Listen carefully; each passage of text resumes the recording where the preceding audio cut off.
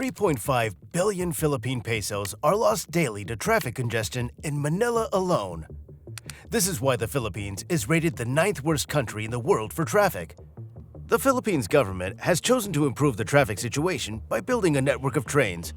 A massive railway project is underway, but this same project could very well be the key to the country's development. Let's get into it. But before we understand the full picture, we must return to the past. In the old Philippines, before they were colonized, the indigenous Filipinos had their own transportation system. They used small boats called banwa or parao for transportation on water. They also had horse-drawn carts and carriages called karid and sakayan to move on land. However, when their Spanish colonizers came in the 16th century, they came with new modes of transportation, like the galleon ships, used for trade and commerce between the Philippines and other Spanish colonies. They also built roads and bridges for better land transportation. After Spain had left, America came and colonized the Philippines. This time, they brought trains and automobiles, airports and ports, improving transportation and general commerce and development. And of course, with this development came a massive population boom.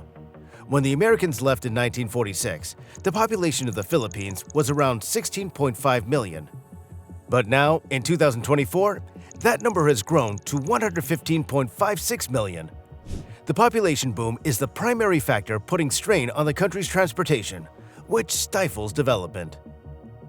As we mentioned earlier, the worsening traffic in Metro Manila is costing the country 3.5 billion pesos in lost opportunities daily. There's an urgent need to improve the transport infrastructure, or else there can't be any development in the country. And what's the government's answer to this? An initiative called Build, Build, Build. This initiative was launched in 2017 by the Philippines' 16th President, Rodrigo Duterte, to encourage economic growth, reduce poverty, and reduce congestion, especially in Metro Manila.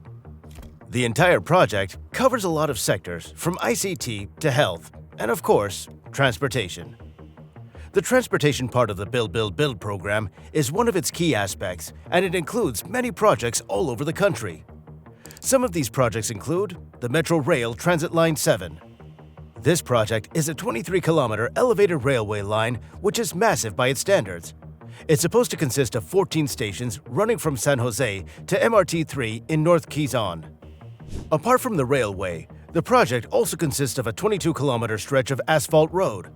When completed, this project will help decongest the EDSA highway and divert some of the traffic to San Jose. This project costs 77 billion Philippine pesos and is expected to be fully operational between 2024 and 2025. Another one of the most crucial railway projects is the North-South Commuter Railway, or the NSCR. The entire project spans 147 kilometers, running from New Clark City to Laguna in Calamba. It's designed to be an urban rail transit system with 3 goals in mind. 1. Provide sustainable transportation. 2. Reduce travel time. And 3. Allow better connectivity between Central Luzon and Calabarzon. The project was actually planned since the 1990s, but its initial phase was not approved until 2015, and construction did not start until 2019. The NSCR project is the most expensive railway project in the Philippines. It costs 873.62 billion Philippine pesos and is expected to be completed in 2028. The Subic-Clark Railway is over 50 billion Philippine pesos, and it holds great promise. It's been said to be the project to catapult Central Luzon as the next destination for global development in the Philippines. The project is one part of the Philippine National Railway's Luzon System Development Framework, which is intended to provide both freight and cargo services in all the major economic hubs across Central Luzon. It's designed to be a central hub for the development of Central Luzon. When completed, it will help decongest Metro Manila, which could seriously use the help. The project was slated for completion in 2022, but it's now being estimated to be completed sometime later in 2024. The Subic-Clark Railway system costs around 50 billion Philippine pesos, but it would be worth the price when it's completed. This subway, used to be called the Metro Manila Subway, is an underground rapid transit line built in Metro Manila. It's arguably the Philippines' first attempt at an underground railway system, but it's already been tagged the country's project of the century. It spans 36 kilometers, which cuts across many cities such as Valenzuela, Quezon City, Pasig, Taguig, Parañaque, and Pasay. The MMS will feature 15 stations and serve as a direct airport rail link since it has a branch line stretching to Ninoy Aquino International Airport. The project started with a groundbreaking ceremony on February 27, 2019. Still, due to multiple delays during the COVID-19 pandemic, it'll not be fully completed and fully operational until 2029, although it's scheduled for partial operations in 2025. The MMS project will cost 355.6 billion Philippine pesos. The Makati Intracity Subway is another ongoing underground rapid transit line. This subway is built to link establishments across Makati's business district.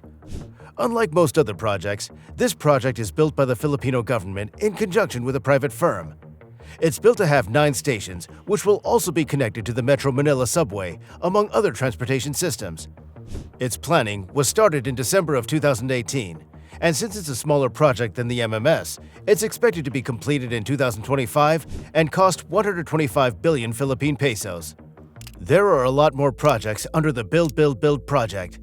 Most of them are going according to plan, while some have been delayed due to one issue or another. But the initiative is a really good one for the Filipino economy. Railway systems have contributed greatly to the development of many countries. Japan, for example, has benefited greatly from its advanced metro systems. Other places and countries like New York and India have also seen these benefits. Railway systems have much to offer the economy. Trains are one of the fastest means of transportation. In fact, they're only second to air travel. This means goods can move in and out faster from the country and around it. Economies thrive on speed and fast transactions. But reliability also drives development, and trains are the most reliable mode of transport. They're not affected by traffic or weather, so it's business all day.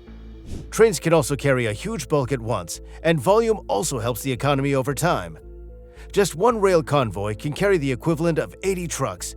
Plus, you can add more wagons to the train to increase its load capacity.